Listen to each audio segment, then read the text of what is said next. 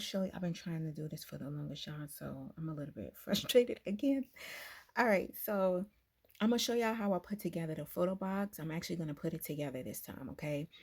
And I'm gonna show y'all first what I did in Canva. I'm showing y'all what I did in Canva. You do what is, let me try to turn this a little bit. You do what's easier for you, okay? I'm showing y'all how I did it. Now, some of these designs I had created with for my jumbo tree card, but when I tried to bring it over into my 9-inch square, like for this one, the head would be cut off, the words were cut off on some, so I had to redesign it. Okay, these are 9-inch squares. All right, now we'll use the first and the second page as an example. I only needed 2 squares. So this first page is my top and the second page is my bottom and my sides because they're all the same. Okay, once I had them all designed in Canva, I downloaded to my computer and I uploaded again into Canva to where we would get this right here. All right, let me see something. Let me delete these. I'm gonna delete this because I want to show y'all what took place. All right, we'll just add a page. All right, now this canvas size is an 18 by 9. 18 by 9 because I have 9-inch squares.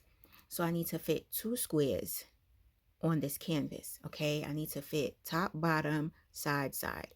So what I did was I went into elements, I went into frame, and then I made it a 9-inch frame. 9-inch frame 1. Oh my goodness. 9-inch frame 1 and 9-inch frame 2. Okay. Then I went into uploads, and this is the bottom and sides. Good night. We got that there, and I'm gonna just duplicate it real quick.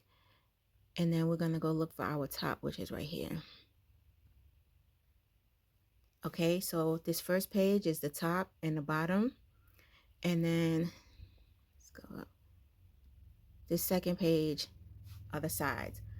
Okay, because I already did my 9-inch squares, downloaded, uploaded into Canva. All I had to do is just drop them in there. All right, you do it however you please. Now, once this is together, top, bottom, sides, we download it. Okay, I download it and I upload it again into Canva, and then we get this page right here. Okay, I'm gonna delete this so I can show you how it go. All right, this is a 13 by 19 canvas because I'm printing on a 13 by 19 size sheet of paper. I use Canon Glossy Photo paper. All right, so here we go, our design. Now y'all see how it's small in the canvas. Okay, I'm gonna go to position so y'all could see. Let me try to bring it in close so y'all can see what I'm talking about. Y'all see right there, width and height. Actually, let me see. Yeah, I be acting slow. Hold on, let me see if I can do this. There we go. I'm recording on my other phone. I ain't used this phone in so long. All right, so we have our image here. What's gonna happen is I need to rotate it 90 degrees. Okay, and I'm gonna bring it over here and I'm gonna expand it. Now, as I expand it, y'all look at over here, height and weight. Okay, the height and weight changes. Oops, there we go. Come on now. Now the width is 19 and the height says 9.5. I know it seems a little bit wonky, but that's because the image was rotated. But if it was, you know, this way, it would be 19 and 9.5, right? So we rotate it. There she go with that washing machine.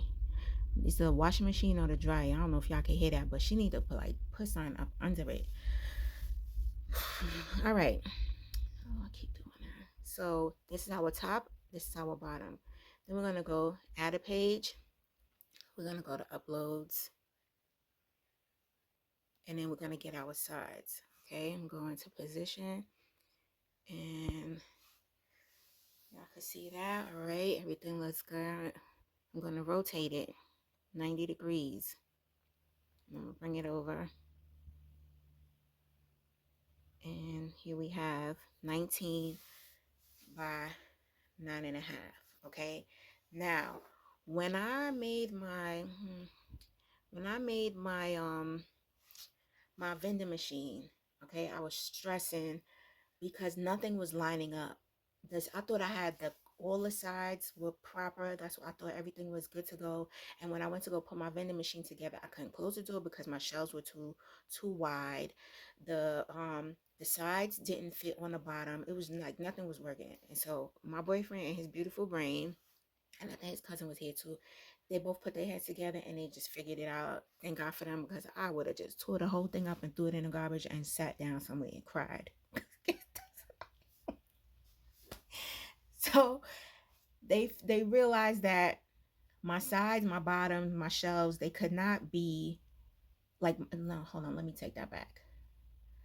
My sides were not the same size, obviously, but my top, my bottom, and my shelves, they could not be the same size, because nothing was fitting. So they figured it out, and I used that advice to work on my box. So my top and my bottom, which is my first page, you see over here, 19 by 9.5. I'm going to change that 9.5, and I'm gonna make it like 0.2 inches bigger or wider, whatever the case may be. Why do I keep doing that? So now it says 19 by 9.7, so that when I put my box together, my bottom, which is this square right here, this panel, I put my sides on top, is going to be on top. On my side panels are going to be on my bottom panel. Okay, I hope I ain't lose you. I hope I ain't confuse you. If I did, just put a question in the comment section and I'll do my best to answer it. So the only change that I made once I get to my last canvas, which is the paper that I'm going to be printing on, the only change that I made was for my top and bottom. This is my first page. Instead of it being 19 by 9.5, it's going to be 19 by 9.7. Okay, you're going to have to do some math. All right. I don't know why I keep doing that. And then, you know, that's it for that as far as Canva is involved. Then you print. You download it and then you print. Okay, and I'm gonna show y'all how to put the box together. Before I get there, let me say something. When you print, if you ain't do CVS and Walgreens, good luck, because that spray adhesive is trash. Like, I have to spray. I got I think it's Gorilla Glue spray adhesive. That thing don't work. I have to spray 3 and 4 times for it to get tacky and press down so hard and for so long, just for it to stick to my foam board. Another spray adhesive that I was using was from Home Depot, because I was doing like those fake tiles on my bathroom floor.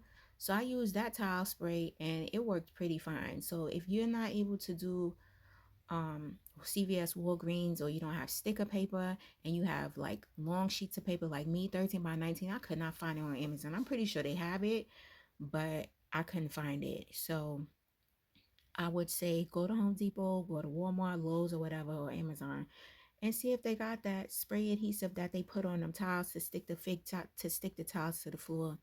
That's what I used. Okay, but you know, you do what's best for you. All right, so we got that. Download it, print it, and I'm gonna show you how to put the box together. All right, so everything is printed. My paper's adhered to the foam, and now I'm cutting. Okay, what I first did just to see if I could do it was scoring, but I put too much pressure and the panels just started falling apart, so I just had to cut them all and do them one by one. Now my bottom panel is face down, and then I took some glue and put it on the bottom of one side, and then I put that on my bottom panel. Then I took the glue again, and I went a nice light thin strip of glue down on the inside. Don't make that glue big and goofy, because then somebody open that box and I'm like, oh my gosh, like look at all this glue. You know what I'm saying? Like keep it cute. Don't make it look like tacky, okay? So that's what I did. I glued the side down, and then I went inside the box to them corners, and I just put a nice thin layer of glue down so that it can be nice and sturdy. Then we're gonna move on to the top. Okay, that's my top, and we got to get that top to connect to the box. So I use the clear acrylic hinges from Amazon. They come with sticky back and they come without a sticky back. Mine does not have a sticky back, so I have to use hot glue. You have the sticky back, all you got to do is just peel the paper off and adhere the hinge to your project. The without the sticky back, there's a lump. All right, two sides. One has like a lump and the other side is flat. That side is the lumpy side, and then this side right here is the flat side. I put glue on the flat side. Okay, so I start with the bottom. I put some glue on the bottom, and I adhere it to the back of my box. Okay, once that's there, I take some glue and I glue the top portion of the hinge, and I fold it down onto the top of my box, and that's it. You got your box, it's put together. Do what you want, put stuff on the inside, la-di-da.